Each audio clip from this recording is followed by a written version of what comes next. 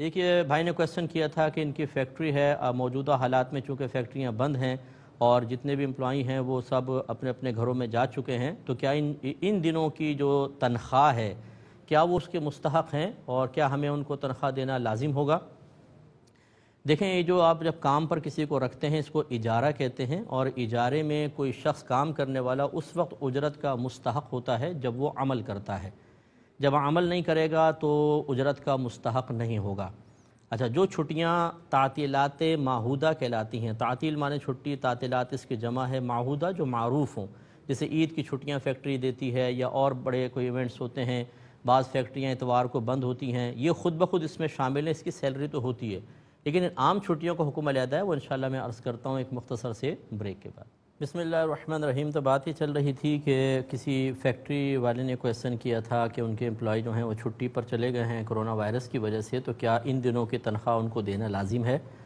تو اس پر آپ کو بتا رہے تھے کہ ایک تو جو اجرت طے ہوتی ہے اور سامنے والا باقاعدہ ویسا ہی کام کرتا ہے تو اجرت کا مستحق ہوگا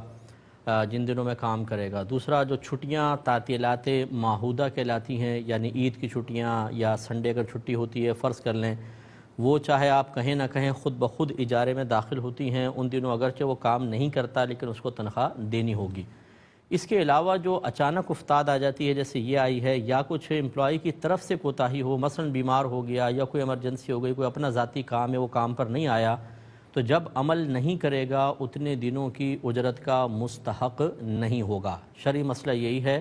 چنانچہ شرعی طور پہ جو مسئلہ آپ کو بتانا ہے وہ تو صرف اتنا ہی ہے، یعنی جواب کے مطابق، کہ ان دنوں کی ایسا شخص اجرت کا مستحق نہیں ہوتا ہے۔ لیکن اس کا ایک دوسرا پہلو بھی ہے کہ اگر اللہ تعالیٰ نے آپ کو توفیق دی ہے تو جو آپ کا بیچارہ امپلائی کام نہیں کر سکتا، گورنمنٹ کی طرف سے سب ادارے بند کر دیے گئے ہیں، اس میں نہ اس کا قصور ہے نہ آپ کا قصور ہے،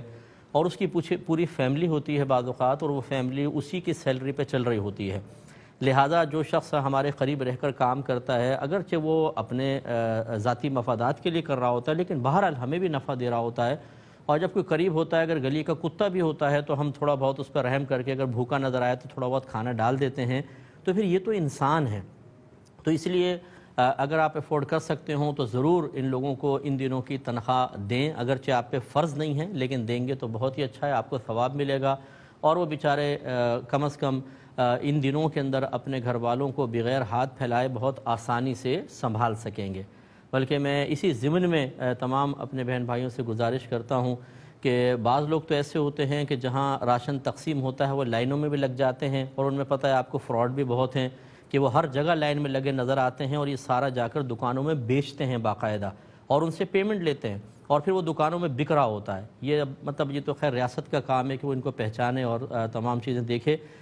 جو سفید پوش ہوتے ہیں وہ تو کسی کے سامنے ہاتھ ہی نہیں پھیلا سکتا، بلکہ اگر کوئی اس کو یہ بھی شبہ ہو کہ لوگوں کو پتہ چل جائے گا کہ میں نے کسی سے امداد لی ہے، تو اس کی خودداری اس کو اس بات کی اجازت نہیں دیتی ہے۔ تو میں گزارش کروں گا کہ ایسے اپنے اطراف میں، سب سے پہلے اپنے خاندان میں، پھر اپنے محلے میں، اطراف میں اور دیگر لوگوں میں دیکھیں جو سفید پوش قسم کے لوگ ہیں، انہیں بہت ہی ان کی عزت نفس ملحوظ رکھتے ہوئے ان کے گھر تک راشن پہنچائیں یا پیسہ وغیرہ ان کو دیں، امداد کریں، کیونکہ یہ وقت امتحان ہے، اس میں ہم سب کو ایک دوسرے کا ساتھ دینا چاہیے۔